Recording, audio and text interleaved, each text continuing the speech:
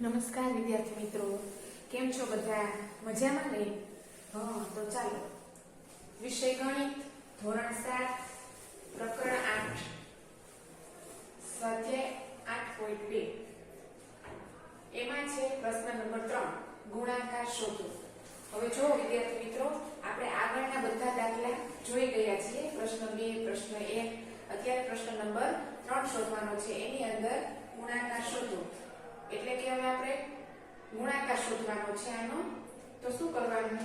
ગુણાકાર શોધવા માટે જે અહીંયા ગુણાકારની નિશાની છે, અંશનો ગુણાકાર અંશ સાથે અને છેદનો ગુણાકાર છેદ સાથે કરવાનો છે. એટલે કે અહીંયા 9 ગુણ્યા -7 છેદમાં 2 ગુણ્યા 4 બરાબર 9 સત્તા 63.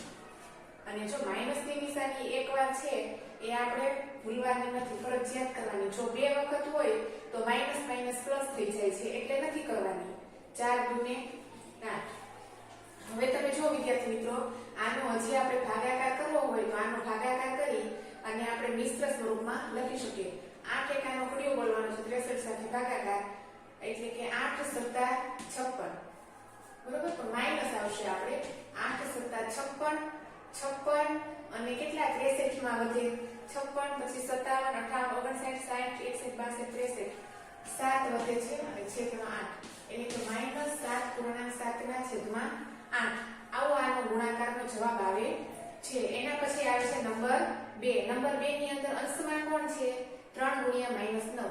તો લખવાના 3 ગુણ્યા -9 છેદમાં 10. અંશનો અંશમાં ગુણાકાર 9 તેરી 27, પરંતુ માઈનસની નિશાની ફરજિયાત એક વખત હોય એટલે કરવાની. હવે આ બંનેનો ભાગાકાર કરવાનો છે. તો કેવી રીતે થશે? જો આને મિશ્ર સ્વરૂપમાં લખતા માટે એક બાજુમાં હું તમને શીખવાડી દઉં કેવી રીતે થાય. તો કે 10 દુને 20 અને બધા 7. હવે આ 7 ને છે ને અહીંયા લખવાના અને 10 ને અહીંયા લખવાના. આ રીતે આપણે સ્ટેપ ગોઠવવાના છે. તો -2.7/10 આ આપણો જવાબ છે. એના પછી નંબર 3 -6 ગુણ્યા 9 છેદમાં કોણ છે? 5 અને 11. 5 ગુણ્યા 11 તો 9 6 54 પણ કેવા? -54 ના છેદમાં 55. જો વિદ્યાર્થી મિત્રો, આનો ભાગાકાર થઈ શકે નહીં, એટલા માટે સીધો આપણે આ જવાબ જ આપણો છે. આ 3 નંબર જોયા. હવે નંબર 4 જોવાનો છે.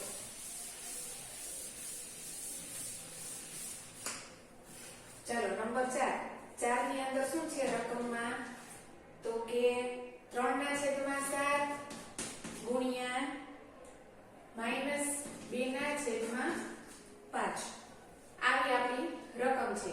તો તમે જો અંશનો અંશમાં કરવાનો.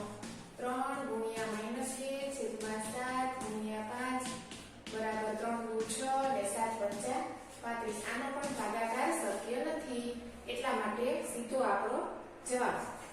હવે નંબર 5 3 ના છેદમાં 11 ગુણ્યા 2 ના છેદમાં 5. તમે જો વિદ્યાર્થી મિત્રો, 3 ગુણ્યા 2 અંશનો અંશમાં કરવાનો, છેદનો છેદમાં કરવાનો. એટલે કે 3 દુ 6 11 પંચા 55. જો કોઈ માઈનસની નિશાની એક વખત હોય તો મૂકવાની, ભૂલવાની નથી. આ દાખલામાં આપણે એવું છે ને. એના પછી નંબર 6 3 ના છેદમાં -5 ગુણ્યા -5 ના છેદમાં 3. ચાલો વિદ્યાર્થી મિત્રો, જો અહીંયા કેટલા છે? તો કે 3 ગુણ્યા -5 અને એના છેદમાં -5 ગુણ્યા 3.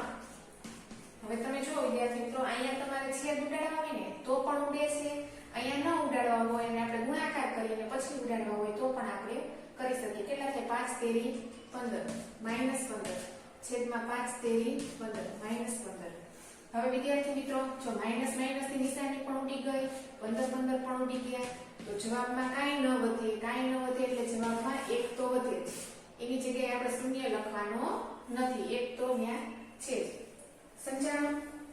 ગુણાકાર એટલે શું? તો કે ગુણાકાર એટલે અંશનો અંશમાં છેદનો છેદમાં ગુણાકાર કરી, જો ભાગાકાર કરી મિશ્ર સ્વરૂપ આવતું હોય તો કરવાનું. બીજા નંબરમાં માઈનસની નિશાની ભૂલવાની નથી. આ રીતે આપણે ગુણાકાર શોધવાનો છે. જો વિદ્યાર્થી મિત્રો કાંઈ ન સમજાય તો કોમેન્ટ જરૂરથી કરો.